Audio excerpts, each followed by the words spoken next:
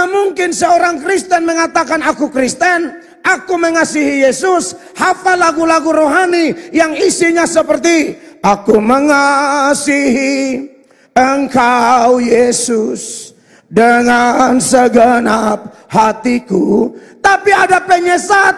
Anda biasa-biasa saja, Anda lip service penipu. Bagaimana engkau mengatakan aku mengasihi Yesus, tapi Yesus benci penyesat? Engkau Adam ayam, slow motion, slow down.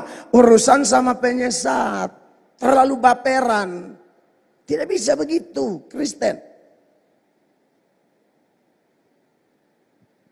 Ya, lebih baik baginya jika sebuah batu kilangan diikatkan pada lehernya, lalu ia ditenggelamkan ke dalam laut. Lalu ayat 7 bilang begini, sama-sama, 2, 3. Celakalah dunia dengan segala penyesatannya. Memang penyesatan harus ada, tetapi celakalah orang yang mengadakannya. Serius itu Tuhan. Assalamualaikum warahmatullahi wabarakatuh. Berjumpa lagi dengan Jadi HMC, ya, channel yang mengedukasi dan menghibur. Di kesempatan kali ini kita akan membahas tentang Elia Miron kembali, teman-teman. Kita tahu Elia Miron ini adalah salah satu Polycarpus yang sedang naik daun karena sensasi-sensasi yang dia buat. Bisa dibilang Elia Miron sekarang menjadi jagoan utama para Polycarpus. Menjadi idola baru para laskar Polycarpus. Bahkan bukan hanya di medsos, tapi di gereja, Elia Miron mulai mendapat panggung. Mulai diundang. Bahkan kemarin diberi gelar pendeta, pastor. Walaupun direvisi sama dia, karena dia bilang nggak pantas lah dia disebut pastor, karena dia bukanlah sarjana teologi. Karena dia tidak mengenyam pendidikan teologi di STT. Sehingga sekarang gelarnya menjadi evangelis Elia Miron. Apakah pantas Elia Miron disebut evangelis? Apakah pantas Elia Miron mengajar di gereja? Ini yang jadi pertanyaan besar.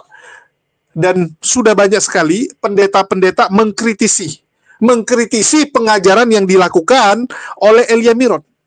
Dan semoga lewat konten ini makin banyak teman-teman Kristen kita yang teredukasi dan tahu bahwa kalian nggak boleh sembarangan mengundang orang hanya karena background dia terkenal, hanya karena dia populer di media sosial. Jadi kalian undang, seperti kalian mengundang murtadin yang nggak jelas. Apa benar dia murtadin, apa benar kesaksiannya atau tidak, yang penting terkenal diundang. Ini yang harus dikaji ulang, harus dipikirkan matang-matang. Karena kalian jangan pikir itu gereja cuma nyari duit doang gitu. Harusnya kalian punya tanggung jawab moral bagaimana mendidik jemaat-jemaat itu. Jangan hanya berpikir, oh undang Elia Miron bakal rame, bakal banyak yang datang, bakal banyak domba-domba dari gereja lain yang pindah. No. Seharusnya yang kalian pikirkan bagaimana bertanggung jawab atas pengajaran Kristen yang benar. Ini pendeta yang ngomong ya, bukan saya. Saya cuma mewakili teman-teman. Kalau saya sih, kalau bisa ya mereka bertobat. Bertobat menjadi mualaf. Kalau dari sudut pandang saya dan Islam, kan begitu.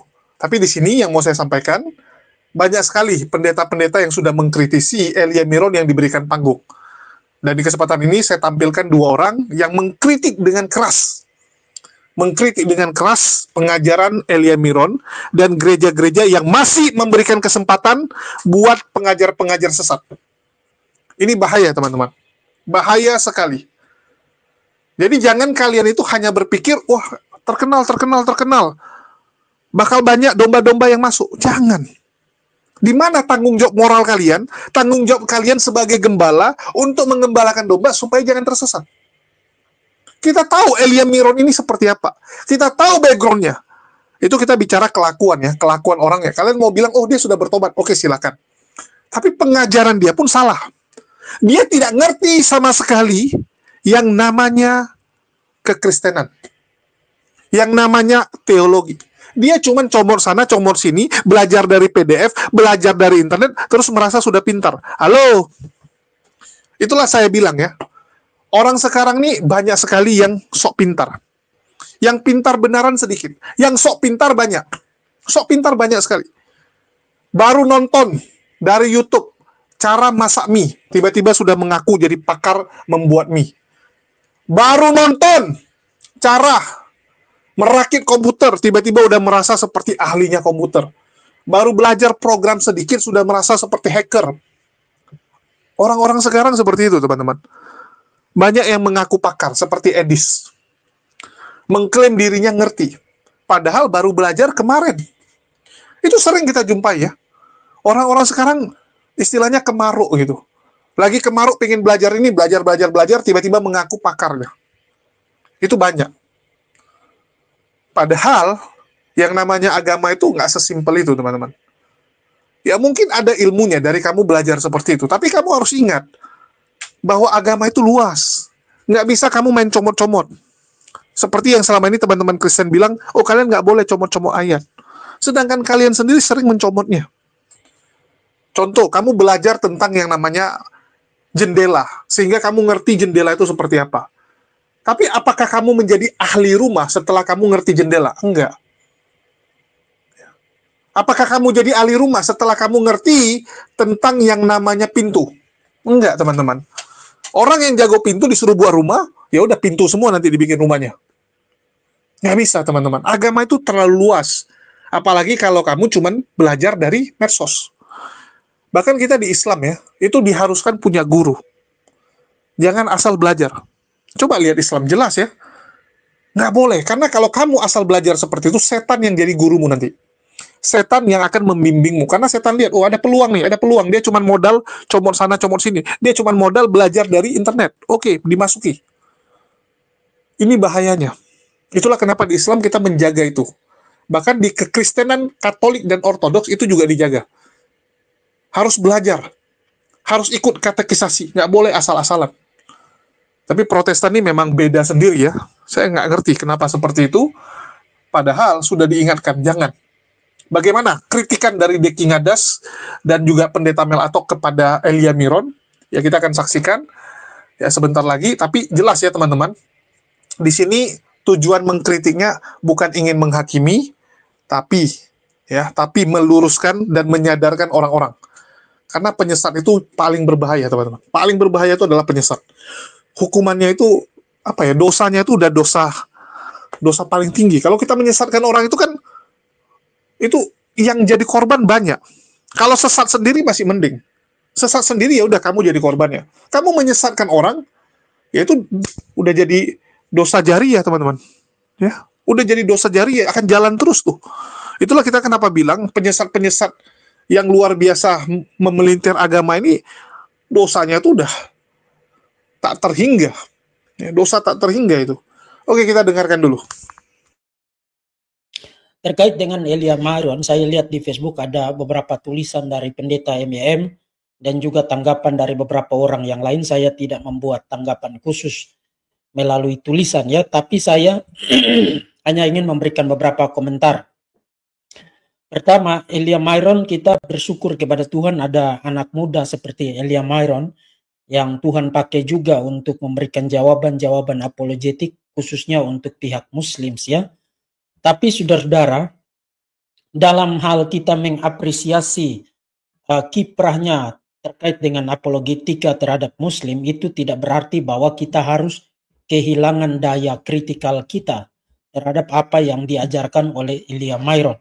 Saya sudah katakan kepada saudara berkali-kali bahwa adalah satu hal untuk saudara memberikan jawaban keluar, itu baik, itu berguna, dan itu juga ada dasarnya di dalam Alkitab, memberikan pertanggungjawaban iman. Tapi sebenarnya jauh lebih penting saudara sulit mengerti baik iman saudara sendiri. Apa gunanya saudara memporak-porandakan apa yang diimani oleh orang lain? Memang saya tidak bilang itu salah pada dirinya sendiri, itu berguna. Apa gunanya itu kalau saudara sendiri tidak sulit dalam hal pemahaman saudara mengenai apa yang diimani di dalam kekristenan, khususnya hal-hal terkait dengan doktrin-doktrin primer, termasuk juga hal-hal yang lain ya. Jadi jangan saudara simpulkan bahwa just because itu tidak primer, maka itu tidak penting. Saya tidak pernah ngajarin saudara begitu ya. Nah, di era kecanggihan teknologi semacam ini, orang bisa saja googling, kemudian dapat informasi di sana sini terkait dengan satu topik. Kemudian karena dia punya skill tertentu, lalu meramu itu menjadi satu materi yang menarik. Itu tidak berarti dia paham tentang iman Kristen. Karena you bisa cari informasi tentang satu topik dan you good, bagus dalam topik itu. Tidak berarti you akan bisa lihat kaitan implikasi dan juga relasinya dengan hal-hal lain di dalam kekristenan. Kekristenan itu satu worldview ya, satu wawasan dunia dalam arti bahwa semua yang diajarkan di dalam kekristenan itu saling terkait, saling terjalin satu sama lain. You tidak bisa hanya baik, good, solid di dalam satu topik spesifik, tapi di dalam hal-hal yang lain you salah.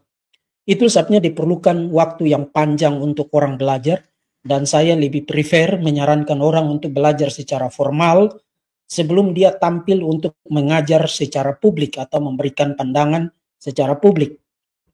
Kenapa harus formal? Karena kalau you belajar secara formal, itu kurikulumnya itu kan tidak sembarang. You tidak mulai langsung belajar eskatologi dan lain sebagainya. You belajar mulai dari hal-hal pengantar. Jadi bangunan pengetahuan saudara itu disusun, dikonstruksi, wawasan dunia saudara terkait dengan kekristenan itu dibentuk dengan sangat baik. Dan hal-hal lain yang sifatnya detail-detail itu atau teknis-teknis yang detail itu, saudara tinggal nambah di sana sini aja. Tapi kerangka pemahamannya sudah terbentuk. Jadi meskipun you tidak terlalu ngerti-ngerti banget tentang yang detail-detail, tapi yang you ngomong itu dalam secara garis besar, in general, itu tidak akan melenceng kemana-mana. Itulah sebabnya you perlu studi secara formal. Berbeda dengan kalau you hanya punya internet, kemudian baca PDF 1, PDF 2, baca di link 1, link 2, you tidak punya konstruksi bangunannya. You hanya bisa tahu tentang jendela, tahu tentang pintu, tahu tentang relasi utuhnya menjadi satu bangunan pengetahuan yang utuh itu you tidak punya itu. Itu sebabnya sangat berbahaya sekali. Kalau you hanya modal Google, you hanya modal ChatGPT, kemudian mendadak you sudah jadi apologet. Nah saya tidak bilang Elia Myron begitu ya, tapi tampaknya begitu. Karena dia good dalam 1-2 topik, tapi ketika ditanya dalam kaitan dengan topik-topik yang lain mendadak dia blunder. Itu memperlihatkan bahwa dia hanya prepare untuk topik-topik tertentu, tapi dia tidak bisa lihat kaitan relasinya yang terjalin utuh dan menyatu itu dengan topik-topik yang lain ya. Jadi mari kita tetap doakan dan dorong dia untuk mau rendah hati, untuk terbuka belajar, dan fokus saja pada hal-hal yang saudara kuasai. Yang saudara tidak kuasai jangan ke situ. Bilang saja saya enggak well prepare untuk topik itu. Jadi next ya, saya perlu belajar dulu, saya perlu baca dulu, saya perlu teliti lagi, setelah itu baru saya akan jawab. Kan begitu orang jauh lebih respect ya, daripada you sok-sok mau jawab, tapi kemudian yang you jawab itu ngelindur dan ngelantur kemana-mana. Jadi saya nothing personal against Elia Myron, saya bersyukur ada anak muda semacam ini, tapi dia perlu banyak belajar dan masih butuh waktu yang sangat panjang sekali ya. Dan yang kedua, sebenarnya orang-orang seperti Elia Myron ini ada di posisi kritikal, bukan semata-mata karena mereka, tapi juga semata-mata karena sikap publik. Saudara-saudara, ya saya sekarang bicara tentang saudara-saudara sekalian. Saya melihat tendensi di dunia maya ini, orang memperlakukan dunia apologetika ini seperti partai politik. Jadi die hard dia. Pokoknya dia kalau sudah senang dengan siapa, dia pasti orang itu tidak ada salahnya, orang itu tidak boleh dikritik, orang itu, itu bahaya sekali. Kekristenan ini bukan partai politik.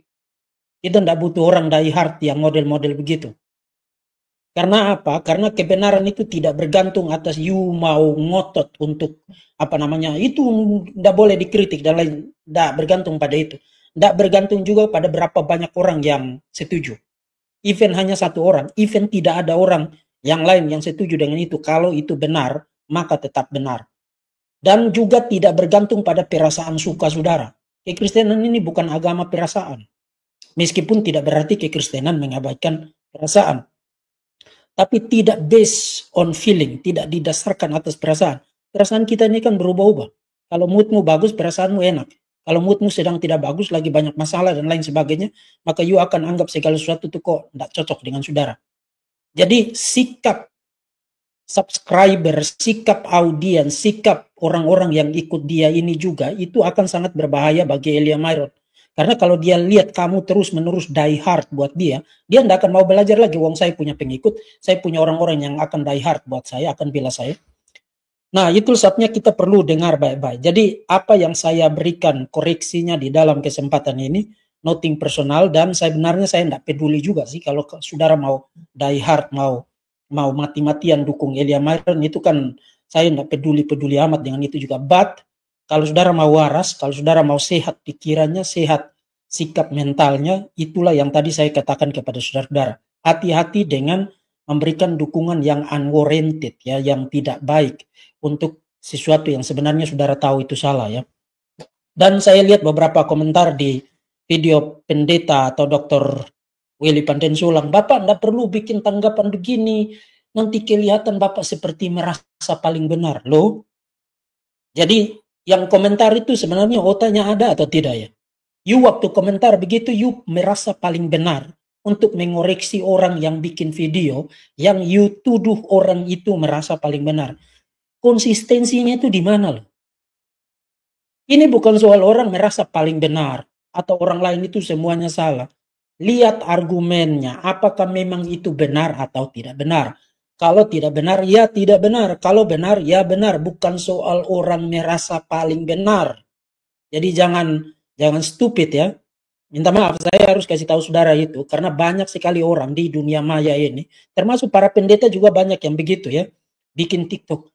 Kita jangan menyatakan pandangan yang lain itu salah. Mari kita ngomong saja apa yang kita percaya. Itu against Alkitab itu melawan Alkitab itu. Alkitab bilang nyatakan kesalahan. Dan Yesus juga melawan orang-orang yang mengajarkan ajaran sesat. Paulus juga begitu, Petrus juga begitu. Para rasul melawan para pengajar sesat, orang-orang yang mengajarkan hal-hal yang salah. Jadi harus hati-hati untuk saudara bersikap dan berespon terhadap isu-isu semacam ini. Nah, itu pengantar saja. Mari kita lihat apa yang dikatakan oleh Elia Myron, kemudian nanti kita bahas tanggapannya di dalam video ini, ya. Kayak Lazarus itu sebenarnya udah jelas, ya. Ketika orang kaya itu meninggal, dia itu pergi ke alam maut yang namanya Tartarus. Sedangkan kalau si Lazarus itu sebagai orang percaya, dia itu pergi ke pangkuannya Abraham, yaitu Firdaus. Nah, misalnya kalau saya meninggal, tubuh saya akan membusuk di dunia ini, tapi roh dan jiwa saya itu akan dituntun oleh malaikat melewati udara ini, langit ini, sampai ke Firdaus. Jadi jangan berpikir ketika kamu mati gitu, set langsung ke surga atau langsung ke neraka. Anda jangan keenakan. Melewati dulu. Makanya Rasul Paulus berkata, lawan kita roh-roh yang ada di udara. Ketika dia tidak punya Mesias, ketika dia tidak percaya Yesus, maka rohnya akan tertahan di udara ini. Karena setan-setan itu akan melucuti dia dan menggugat dia akan dosanya. Jadi dia nggak bisa kemana-mana, bingung dia mau kemana. Itulah neraka bagi dia. Oke, saudara-saudara sudah dengar ada 2 poin yang akan saya tanggapi di sini. Sebenarnya masih ada 1 poin lagi, bahwa orang kalau sudah meninggal itu tidak bisa langsung ke surga atau tidak bisa langsung ke tempat penghakiman. Itu juga itu terkesan agak berbahaya, ya, but karena dia tidak elaborate itu, jadi saya skip itu. Tapi ada 2 poin yang jelas di situ yang akan saya berikan koreksinya di dalam kesempatan ini. Yang pertama, apakah roh-roh orang yang sudah mati di luar Kristus itu tertahan di udara? Dan saudara dengar tadi dia membuat kutipan, ya, sebenarnya meskipun dia tidak sebutkan, tapi itu dia merujuk kepada Efesus pasal 6 ayat yang ke-12. Nah, saya menyebut itu sebagai teori layangan putus. Kemudian yang kedua, apakah orang kaya yang mati itu berada di Tartarus? Dan itu jelas dia merujuk kepada Lukas pasal 16, perumpamaan tentang orang kaya dan Lazarus yang miskin itu, khususnya di ayat 23. Nah, saya akan menegaskan bahwa saudara harus hati-hati untuk membuat kesimpulan itu. Kemudian yang ketiga, di luar daripada apa yang disampaikan oleh Elia Myron, ada beberapa pertanyaan yang lain. Saya pick 2, kemudian nanti kalau masih ada waktu, saudara boleh mengajukan pertanyaan. Yaitu, apakah gereja Katolik Roma ketika berdoa kepada Maria, dan menurut definisi dari Allegro, saudara bisa tonton di video tangkapan saya, berjudul 6 poin plus 1 dari Allegro dijawab, ya.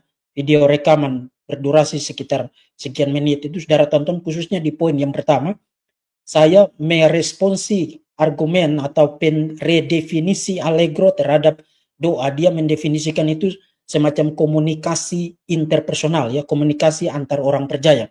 Nah, kalau you definisikan doa kepada Maria dan orang-orang kudus yang sudah mati sebagai komunikasi antar orang percaya, sementara mereka sudah mati, maka of course pertanyaan berikut yang mengikuti redefinisi itu adalah, oke, kalau begitu apakah kita boleh berkomunikasi? Mengikuti definisi dari Allegro, apakah kita boleh berkomunikasi dengan orang-orang yang sudah mati? Saya akan jawab itu kekejian di mata Tuhan, dan kalau you hidup pada masa Musa, you akan dilempari dengan batu sampai mati.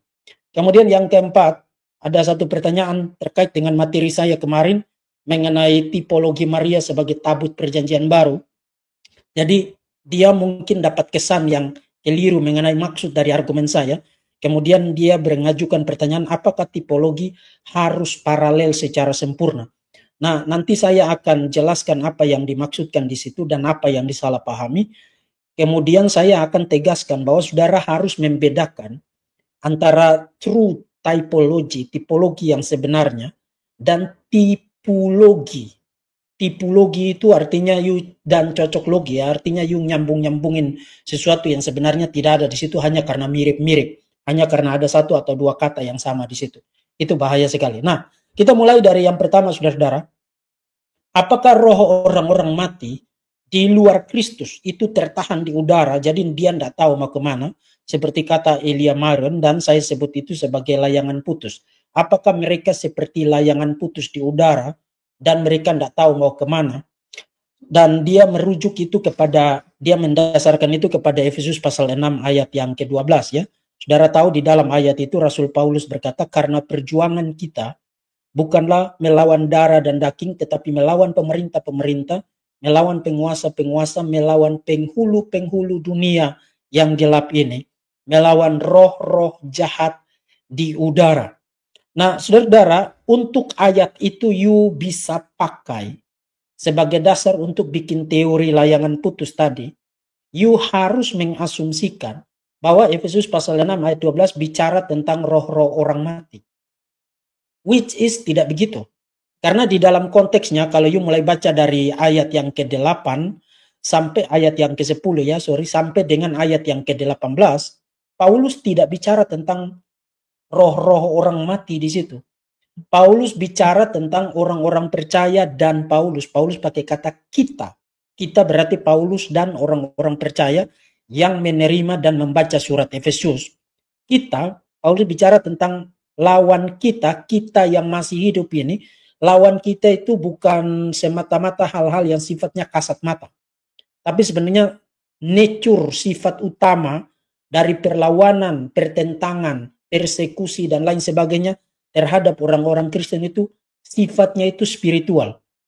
Jadi behind the man, dibalik dari orang-orang atau upaya untuk menekan, melawan, mempersekusi, menindas orang-orang percaya, dibalik itu sebenarnya diinspirasikan atau didorong atau dikendalikan oleh roh-roh jahat. Itu poin Paulus. Nah, kalau poinnya begitu, sekarang pertanyaannya, apakah karena lawan kita yang sebenarnya itu bukan yang kelihatan, yang material tapi spiritual, maka apakah kita harus menjadi takut? Nah, itu sebabnya di dalam konteks itu Paulus bilang, tidak, kamu tidak usah takut.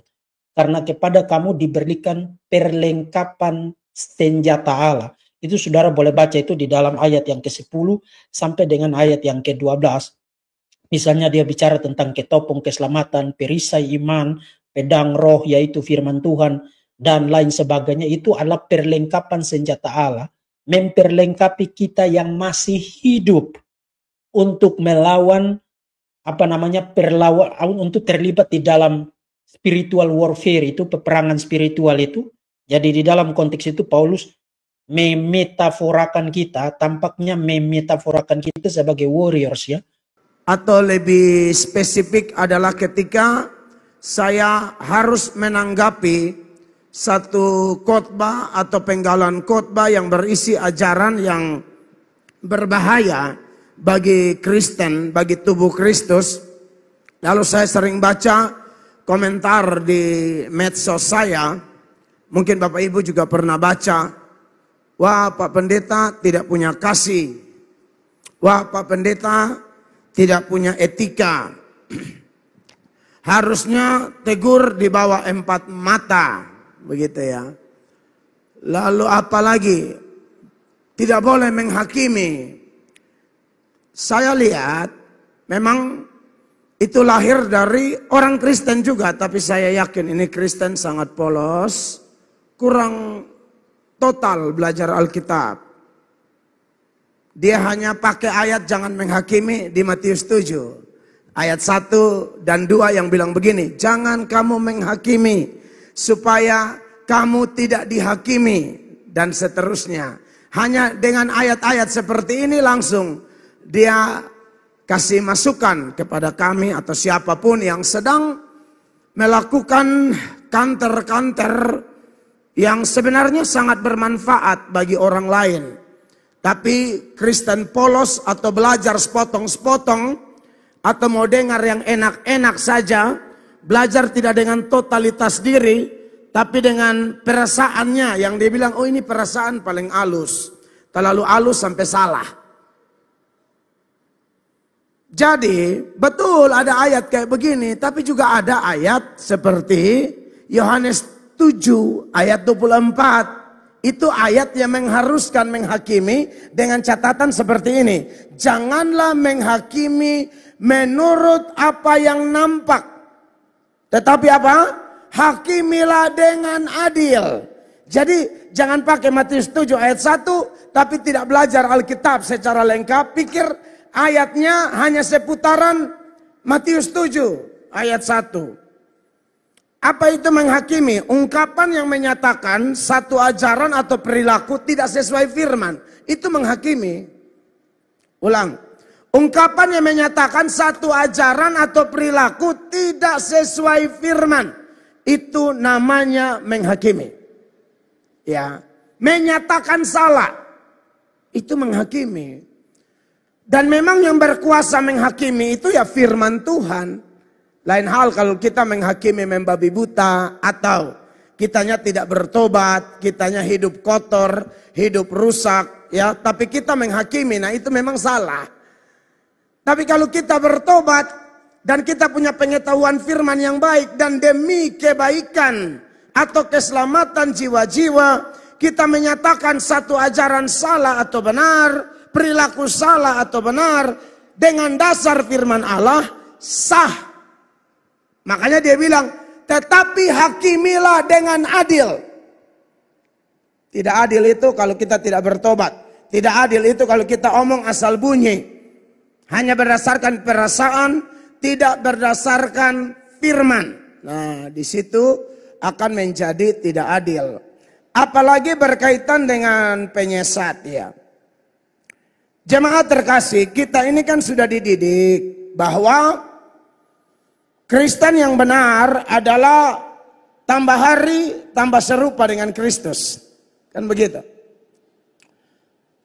2 atau 3 minggu lalu saat saya berkhotbah dalam ibadah raya, saya bilang setan itu punya target mencari orang, sebisa mungkin mendapatkan orang, supaya itu orang tambah hari, tambah sama dengan dia. Itu setan. Tuhan juga begitu. Cari orang, kalau bisa tangkap orang, jama orang, supaya itu orang tambah hari, tambah serupa dengan Kristus. Kedua pergerakan ini sedang gencar-gencarnya di dunia hari ini sebelum kiamat. Dan saya sering ingatkan, menjelang kiamat lebih gencar. Di satu sisi ada fenomena kebejatan moral yang gila-gilaan.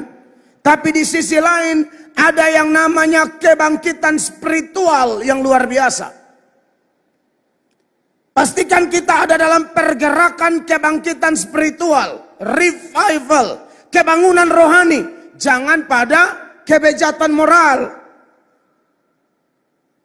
atau dekadensi moral. Karena kalau dekadensi moral, maka kelihatannya kita terjebak, tertipu dan sedang digiring untuk semakin hari semakin merosot dan memiliki karakter seperti yang setan idam-idamkan. Kristen adalah Khususnya Kristen sejati. Kalau hanya omong Kristen, ini luas. Tapi saya mau spesifik. Kristen sejati adalah kelompok orang-orang berdosa yang telah diselamatkan oleh Allah dan punya prinsip. Aku menyukai apa yang Tuhan sukai. Aku membenci apa yang Tuhan benci. Urusan penyesat pasti ada. Jadi kita tidak bisa berdoa, Tuhan singkirkan penyesat. Itu doa sampai plafon gereja runtuh, tidak akan tergenapi. Karena nubuat tentang penyesat akan ada, bahkan merajalela, itu harus tergenapi. Pasti tergenapi. Tetapi bagaimanapun, kecaman terhadap penyesatan begitu jelas. Tuhan tidak pernah setuju dengan yang namanya penyesat. Apalagi menyesatkan anak-anak Tuhan, orang percaya, orang Kristen, apalagi anak kecil. Wah, itu bahaya sekali. Makanya kalau kita bandingkan dengan beberapa data firman Allah ya, dalam Matius pasal coba 18 ayat 6 kalau saya tidak salah ya. Ya, tetapi barang siapa menyesatkan salah satu dari anak-anak kecil ini yang percaya kepadaku, saudara lihat betapa kerasnya Tuhan terhadap penyesat atau penyesatan. Lebih baik baginya jika sebuah batu kilangan diikatkan pada lehernya, lalu ia ditenggelamkan ke dalam laut. Anda bilang keras, ini bukan hanya keras, super keras. Lebih baik batu kilangan diikat di kepalanya dengan rantai, tenggelamkan dia ke dalam laut. Saya sudah lihat batu kilangan itu kayak apa. Saudara kalau ke Israel, nanti biasa tour guide itu bawa ke tempat-tempat bersejarah. Salah satunya tempat di mana Yesus mengajarkan ucapan bahagia. Di situ tuh ada tuh batu kilangan besar. Angkat tidak bisa. Bayangkan kalau ikat di leher, tenggelamkan. Selesai, pasti tenggelam. Bagaimana mungkin seorang Kristen mengatakan aku Kristen, aku mengasihi Yesus, hafal lagu-lagu rohani yang isinya seperti aku mengasihi Engkau Yesus dengan segenap hatiku. Tapi ada penyesat. Anda biasa-biasa saja. Anda lip service penipu. Bagaimana engkau mengatakan aku mengasihi Yesus, tapi Yesus benci penyesat? Engkau Adam ayam, slow motion, slow down. Urusan sama penyesat, terlalu baperan. Tidak bisa begitu, Kristen. Ya. Lebih baik baginya jika sebuah batu kilangan diikatkan pada lehernya, lalu ia ditenggelamkan ke dalam laut. Lalu ayat 7 bilang begini, sama-sama 2, 3. Celakalah dunia dengan segala penyesatannya. Memang penyesatan harus ada, tetapi celakalah orang yang mengadakannya. Serius itu Tuhan. Tapi saya mengerti, mungkin orang-orang yang beri komentar, aduh ini kurang etika, tidak ada kasih apa segala macam. Kelihatannya mungkin bergereja di gereja yang kurang ketat belajar firman, ya. Lalu kecenderungan cepat-cepat tertarik dengan figur-figur populer di media sosial hari-hari ini, dan secara emosional banget nih, langsung memiliki kekaguman kepada figur-figur tertentu tanpa satu keseriusan dalam memfilter sebuah ajaran. Nah, Kristen tidak boleh begitu. Kristen itu harus serius untuk belajar sesuatu. Nah, menarik Bapak Ibu terkasih, hari ini kita akan belajar seputaran itu dan beberapa hal-hal lain yang berkaitan dengan apa yang saya sampaikan di pendahuluan ini. Kita sudah belajar banyak hal dari 2 Timotius pasal 2, mulai ayat 1 sampai ayat 15, di mana ayat 15 Tuhan melalui Paulus mengingatkan Timotius bahwa usahakanlah supaya engkau layak di hadapan Allah. Artinya tetap murni, betul-betul berkenan. Seperti yang saya sampaikan tadi, pokoknya Tuhan suka apa kau suka itu. Tuhan tidak suka apa kau juga tidak suka itu. Begitu. Ingat, Tuhan bukan gembala. Kalau gembala, aduh, harus dicek juga. Kadang-kadang yang gembala suka, bisa saja Tuhan tidak suka. Yang gembala tidak suka, bisa saja Tuhan suka. Karena kenapa? Gembala tetap manusia biasa. Ya. Pokoknya sepanjang gembala itu pakai firman Allah, tafsir dengan penuh tanggung jawab, itu Tuhan punya. Tapi kalau gembala hanya omong asal-asal bunyi, jangan terlalu cepat terima. Paulus yang sudah jelas-jelas pakai ayat saja, jemaat di Berea tidak langsung telan mentah-mentah. Periksa dulu, teliti dulu. Itu jemaat yang keren, Alkitabiah. Itu jemaat zaman akhir menuju akhir zaman yang siap mengalami rapture atau pengangkatan gereja. Kayak begitu. Jangan terlalu sayang pendetamu sampai tidak teliti. Pokoknya kalau bapak tua, besok miring kiri itu besok terima semua. Tejang. Karena kenapa miring kiri? Kan saya lihat banyak dengar khotbah miring kiri. Ya. Jangan juga, saya tidak pernah didik Anda begitu. Kita benar-benar menjunjung tinggi firman di sini. Saya tidak mau orang dukung-dukung pendeta tidak jelas. Apa dasar dukunganmu apa? Kalau pendeta tidak ajar firman, jangan dukung. Jangan, tidak perlu. Saudara dukung pendeta tidak ajar firman, itu Anda salah menabur itu. Salah, jangan. Jangan mau. Pendeta malas, jangan dukung dia. Ya. Nah, Bapak Ibu jemaat, usahakanlah supaya engkau layak di hadapan Allah sebagai seorang pekerja yang tidak usah malu, yang berterus terang memberitakan perkataan kebenaran itu. Penuh keseriusan, penuh tanggung jawab, penuh ketelitian dalam menangani firman Allah. Kenapa kekasih-kekasih Allah? Karena nanti kita lihat di bagian-bagian selanjutnya, di situ memang mulai muncul peringatan-peringatan lagi seputaran adanya ajaran-ajaran sesat. Ayat 16 sampai 18 kita baca sama-sama. 1, 2, 3. Tetapi hindarilah omongan yang kosong dan yang tak suci, yang hanya menambah kefasikan. 17. Perkataan mereka menjalar seperti apa? Penyakit kanker. Di antara mereka termasuk Himeneus dan Filetus. 18 mengatakan yang telah menyimpang dari kebenaran dengan mengajarkan bahwa kebangkitan kita telah berlangsung, dan dengan demikian merusak iman sebagian orang. Tuhan melalui Paulus sedang bilang sama Timotius, kamu harus kerja keras, penuh tanggung jawab dan ketelitian dalam menangani khotbahmu, pengembalaanmu, pengajaranmu, caramu menangani pelayanan harus Alkitabiah. Itu yang akan membangun tubuh Kristus, itu yang akan memperkokoh iman jemaat, itu yang akan membuat jemaat semakin militan. Wow, pedas teman-teman ya, pedas. Jadi dua pendeta ini sudah langsung keluarkan statement keras mengenai orang-orang yang kepo, orang-orang yang sok pintar. Terus yang kedua, banyaknya pendukung-pendukung yang malah menyesatkan jagoannya. Kan begitu. Ya. Deki Ngadas dari awal udah bilang, apa gunanya menyerang keyakinan orang lain sementara imannya sendiri belum selesai. Ini yang selalu saya katakan kepada teman-teman Polycardos. Masih saya sebut teman ya Polycardos ini.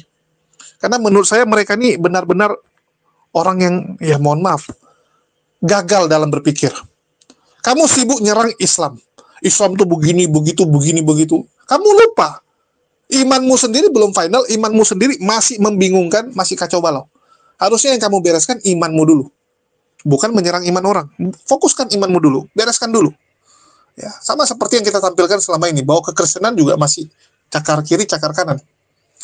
Elia Miron itu jago meracik kata-kata, jago belajar PowerPoint. Data-data dia itu banyak disampaikan oleh Sofiatul ya. Saya ingat waktu awal-awal Elia Miron belajar, yang pertama muncul di medsos, ini orang memang kemampuan komunikasinya jago. Terus dia dikasih data-data dari Sofiatul. Lewat data-data tersebut dia racik dengan kalimat dia, dengan cara-cara dia, dan terbukti. Ini orang punya talenta dalam berbicara. Public speaking-nya bagus. Cuman kerangka pemahaman kekristenannya salah. Masih bolong-bolong. Karena dia cuman jago di beberapa bidang. Dia cuman pernah tahu beberapa hal yang ada di kekristenan. Tapi secara menyeluruh nggak. Itulah saya bilang, ini bolong-bolong, bahaya. Dan yang lucunya, teman-teman Kristen sangat sering kita dapati, kalau diskusi ya, kita tanya, padahal dia nggak ngerti. Tapi nanti dia sok menerjemahkan. Sok mengajarkan. Ini yang bahaya. Kenapa nggak jujur aja bilang, saya nggak ngerti, nanti saya tanyakan dulu, saya belajar, nanti kalau udah tahu, saya kasih tahu. Itu lebih terhormat. Coba lihat Wak Labu ya, kemarin debat, saya ingat sekali. Dia debat, dia bilang gini, oh itu ya, gitu kan. Nah, padahal dia baru baca, dia baru terkejut. Ternyata ada hal seperti itu di dalam Bible-nya. Baru terkejut, baru tahu, tiba-tiba langsung main terjemahkan. Nanti dibilang, loh, kok bisa kamu gini? Ya, saya dibimbing oleh roh, kan ngaco lagi gitu. Nanti ujung-ujungnya mereka akan beralasan roh yang membimbing mereka supaya mereka bisa jawab. Sama seperti Pak Terangkan, paling hobi itu. Wah, terima kasih Roh Kudus yang sudah memberikan kebijaksanaan kepada kita untuk menjawab pertanyaan-pertanyaan ini. Halo? Dari mana kau tahu Roh Kudus? Takutnya roh setan. Ini yang bahaya dari mereka ini. Jadi memang lebih bagus ya, orang-orang yang mengajar itu harus terdidik secara formal. Ya minimal ada gurunya lah. Ini nggak ada guru yang benar-benar gurunya itu diakui ya. Jangan Sofiatul pula jadi gurunya. Jangan Erben pula jadi gurunya, ya kacau. Kan begitu. Nanti salah-salah, ukuran salah, ini penafsiran salah. Dan Elia Miron itu pintar sebenarnya, tapi sering blunder. Sangat sering blunder, seperti yang dibilang Deki Ngadas. Ya. Kenapa Oten-Oten ini suka sekali sok jawab? Saya nggak ngerti. Itu memang kebiasaan mereka. Dan ini memang gara-gara desakan dari fans. Ya, ekspektasi dari fans-fans ini terlalu besar. Dari Laskar Polikarpus terlalu besar. Mendukung dengan membabi buta. Sama seperti yang dibilang Mel Ato kan. Nah, ini gara-gara apa? Dukungan yang terlalu gila-gilaan. Ekspektasi kalian terlalu tinggi. Elia Miron akan jawab ini, Elia Miron bisa gini, Elia Miron bisa terbang, dan sebagainya. Ini kan pendukung-pendukungnya yang buat. Dan pernah juga disampaikan oleh Ibun ya. Ibun dulu pernah bilang, dia marah dengan para pendukung dan penontonnya Saifuddin. Karena pendukung dan penontonnya inilah yang nyorong-nyorong Saifuddin sampai masuk jurang. Begitu Saifuddin masuk jurang, mereka kabur. Wak Labu juga ada bilang kan, ini penonton-penonton ini jahat sekali. Menyuruh Rudi Simamora menghujat Islam, mendukung Rudi Simamora menghujat Islam. Tapi begitu Rudi Simamora masuk jurang, sebagian dari mereka akan kabur. Sebagian dari mereka akan cuci tangan. Sama, Elia Miron ini nggak ngerti apa-apa, tapi karena dia bisa melawan Islam, disorong. Dieluk-elukan, ditinggi-tinggikan, dipuja-puji sedemikian rupa. Ini bahaya. Bahaya, pengajarannya sesat. Jadi orang Kristen itu boleh kok menghakimi, tapi menghakimi secara adil ya. Nah, ini bagus pernyataan dari Pendeta Mel Atok. Karena sering ya buat Pendeta Mel Atok tahu, orang-orang Kristen ini kalau kita tanya, bagaimana Saifuddin yang menghujat, bagaimana Sofiatul, ya KC, mereka akan bilang kami dilarang menghakimi. Tapi kalau yang apologet Islam mereka bilang itu penghujat, tangkap dia. Kalau kepada Islam penghakimannya cepat. Kalau kepada yang Kristen nggak berani mereka hakimi. Padahal jelas Yesus sendiri sudah mengajarkan bahwa pengajar sesat itu jauh lebih berbahaya. Daripada dia hidup mending dikalungkan batu kilangan terus buang ke laut. Ya, diceburkan ke laut. Itu artinya dihukum dengan sadis, teman-teman. Bayangkan kamu digantung batu yang besar, terus kamu dilempar ke laut supaya mati, tenggelam.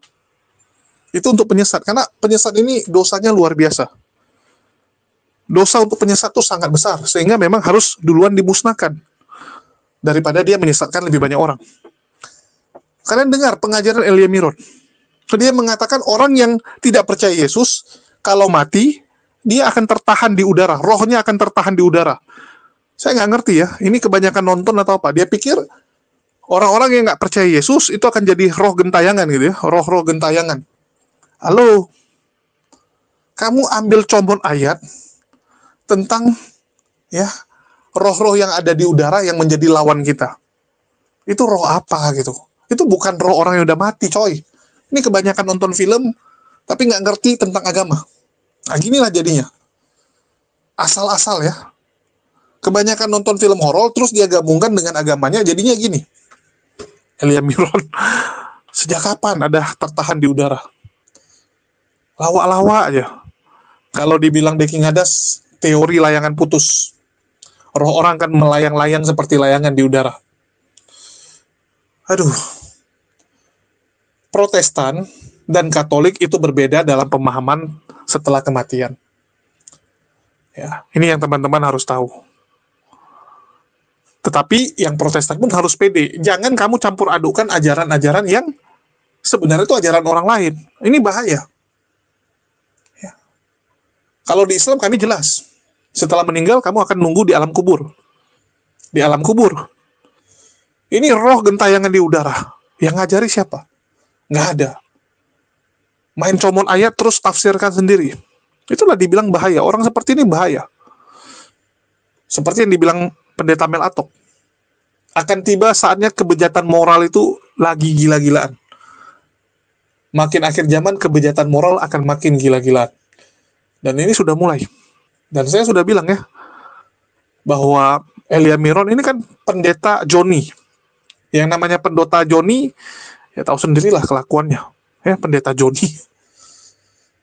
Jadi bersiaplah. Bersiaplah teman-teman.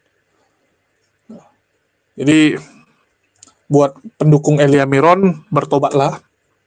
Ya, bertobatlah dan carilah panutan yang lain dalam hal pengajaran ya. Pengajaran yang benar, jangan pengajaran yang seperti ini. Akan membawa kalian kepada kesesatan, bahaya. Dan saya sampaikan ini bukan hanya kepada para Laskar Polycarpus tentunya. Begitu juga dengan penonton-penonton muslim. Jangan terlalu fanatik dengan seseorang. Misalnya kalian terlalu fanatik dengan Uniriva gitu, maka Uniriva nggak boleh dikritik. Kalau dikritik kalian akan marah dan sebagainya. Ini saya kadang-kadang bingung lihat yang seperti itu. Dan saya nggak suka. Dari dulu saya paling tidak suka ada terlalu orang berlebih-lebihan. Karena di Islam kita diajarkan nggak boleh berlebih-lebihan. Nggak boleh teman-teman. Membenci orang jangan berlebihan, menyukai orang pun jangan terlalu berlebihan. Tengah-tengah saja. Karena manusia tuh tempatnya salah. Kalau kalian misalnya ngefans sama saya, suka sama saya gitu kan, mendukung saya, dan kalian menjadi antipati untuk mengkritik, ini kan bahaya. Orang akan masuk jurang loh. Bisa masuk jurang. Banyak orang berubah kan, begitu dia terkenal sifatnya berubah. Kenapa? Karena nggak ada lagi yang kritisi dia. Nggak ada lagi yang nasihati dia. Yang ada malah pendukung fanatik yang siap mati, siap mendukung apapun yang dia lakukan. Ini bahaya. Orang akan masuk jurang. Pasti masuk jurang kalau seperti itu. Itulah saya selalu katakan, kalau saya salah tolong dinasihati, tolong dikasih masukan ya. Tapi jangan diperintah-perintah. Kalau diperintah ya mohon maaf, saya tolak. Nanti ada yang bilang, loh saya kan ada kasih nasihat, loh kamu kasih perintah atau nasihat gitu. Saya sering dikasih perintah soalnya. Bang, bahas ini bang, harus ini. Begitu saya nggak bahas, dimarahin. Kenapa kamu nggak bahas ini? Ya, loh, kenapa saya harus bahas gitu? Sama kemarin saya diperintah oleh beberapa penonton bahas Joshua Teu. Saya sampai bingung, kenapa saya harus menyerang Joshua Teu? Setelah saya tonton, yang menghina Islam, narasumbernya, bukan Joshua Teu-nya. Ini apaan gitu? Masih banyak kok yang lebih parah dari dia. Ya, dibandingkan Joshua Teu masih banyak lebih parah. Kenapa nggak yang lain dulu? Betul nggak? Skala prioritas dong. Tapi saya dimarah-marahin, lucu juga kadang. Ya, begitulah yang terjadi teman-teman. Dan itu aja sih, saya rasa udah terlalu panjang juga. Ya, makasih nih buat teman-teman semua yang udah nyimak dan mendukung channel ini. Makasih buat semuanya. Dan jangan lupa ya, untuk didukung terus channel ini dan juga channel-channel kita yang lain, agar tidak ketinggalan info-info terbaru seputar dunia debat lintas agama. Sekian dari saya, makasih buat semuanya. Di akhir kata saya ucapkan, wassalamualaikum warahmatullahi wabarakatuh. Sampai jumpa di lain kesempatan.